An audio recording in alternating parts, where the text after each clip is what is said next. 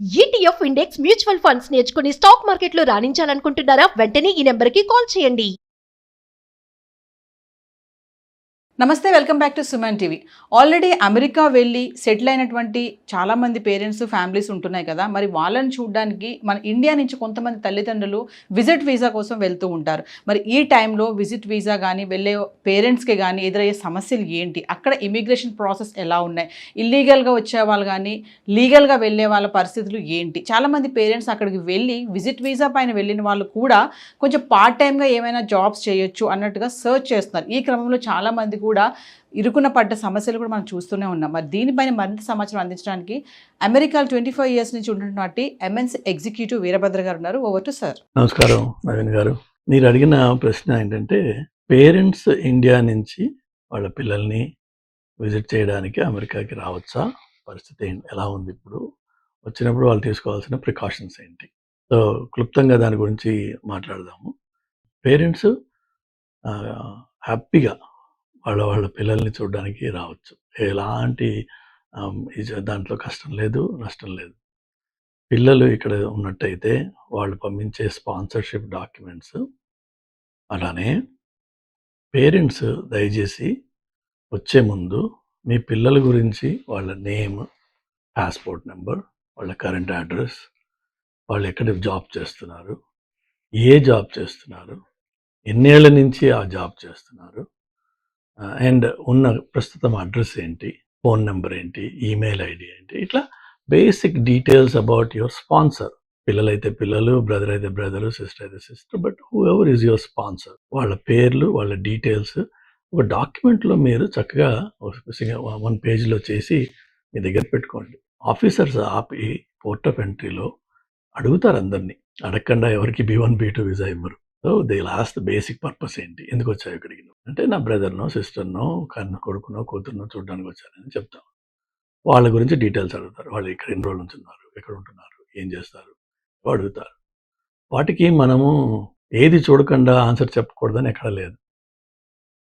Hey officer, I have all my details, I have noted down here and own కొడుకు కూతురు గురించి మనము రాసుకుని చెప్తే వచ్చే నష్టమేం లేదు. బ్రదర్ సిస్టర్ గురించి చెప్తే నష్టమేం లేదు. ఎందుకు రాసుకున్నావు? నాకు ఇన్కన్సిస్టెన్సీ ఉండకుండా క్లియర్గా ఉండాలని చెప్పి రాసి పెట్టేసుకున్నాను నేను. హియర్ ఆర్ ది ఆన్సర్స్ అని చెప్పి చెప్పారు. దర్జాగా చెప్పచ్చు, ఎలాంటి భయం, అలానే ఇన్కన్సిస్టెన్సీ లేకుండా. అది ఇంపార్టెంట్. ఏంటంటే, మన జవాబులు ప్రశ్న మారిన కొద్దీ అవతల వాడికి అనుమానం వస్తుంది. అది లేకుండా ఉండాలి అంటే చక్కగా ఒక కాగితం, దాన్ని చూసి మీరు డీటెయిల్స్, అడ్రస్, మీకు ఎలాగో ఇండియాలో అడ్రస్లను అమెరికాలో అడ్రస్లకి చాలా తేడా ఉంది. ఇక్కడ సిటీస్, ఏ స్టేట్లో ఏ సిటీ ఉంది, దాని జిప్ కోడ్ ఏంటి, మీకు తెలియదు. ఆ విషయాలు రాసుకుంటూ వచ్చే నష్టం ఏం లేదు. ఫోన్ నెంబర్స్ ఇక్కడ రాసుకునే, ఇక్కడ చెప్పే పద్ధతి వేరు, ఇండియాలో చెప్పే పద్ధతి వేరు. 3, 3 and 4, that's the way phone numbers in the US are spelled. 10 digits, 3, 3 and 4. So అది కొంచెం ఒకసారి ప్రాక్టీస్ చేయండి, అలానే రాసుకోండి, తెలిసిపోతుంది. చాలా ఈజీ అది.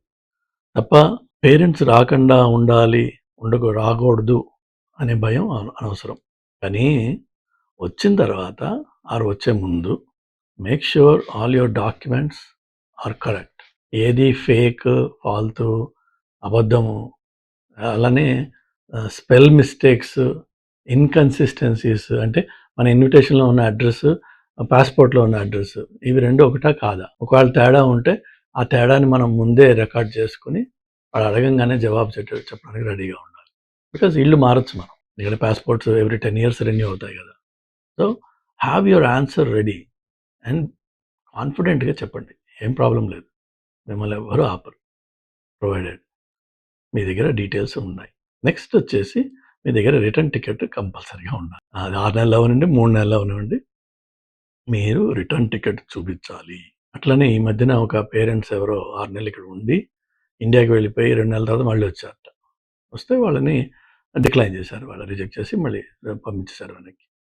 సో మనము అమెరికాకి చుట్టం చూపుగా మన పిల్లలతో ఉండడం కోసం ఒక 6 నెలలు వద్దామని అనుకున్నాం. ఇండియాకి వెళ్ళిపోయి మళ్ళీ 6 నెలల తర్వాత మళ్ళీ రావచ్చు నెక్స్ట్ ఇయర్. కానీ 2 నెలల్లో మళ్ళీ వెనక్కి వస్తే మాత్రం వీడు ఒప్పుకోడు. బికాజ్ మీరు ఇక్కడ బేస్ తయారు చేసుకుంటున్నారు అన్నది క్లియర్ అయిపోతుంది. మీ బేస్ ఎప్పుడు కూడా ఇండియానే అవ్వాలి. B1, B2 వీసా మీద ఉన్నప్పుడు మీకు గ్రీన్ కార్డ్ వచ్చిన తర్వాత అప్పుడు మీరు బేస్ మార్చు. అప్పటి వరకు మీ base has to be India. Your permanent address has to be India. So అది నోట్ చేసుకోండి. తర్వాత ఏదన్నా మీరు ఎక్స్‌పెన్సివ్ ఐటెమ్స్ కొన్నట్టయితే వాటిల్ని ఫస్ట్ ఆఫ్ ఆల్ ఆ ఒరిజినల్ ప్యాకేజింగ్స్‌లో తీసేయడము, అలా ఏదో చేసి ప్యాక్ చేసుకోవాలి. తర్వాత ఒకవేళ మరీ ఎక్కువ వాల్యుబుల్స్ తెస్తున్నారనుకోండి, మేబీ ఐ థింక్ నేను రీసెంట్‌గా నాకు గుర్తున్నది ఏంటంటే పర్ హెడ్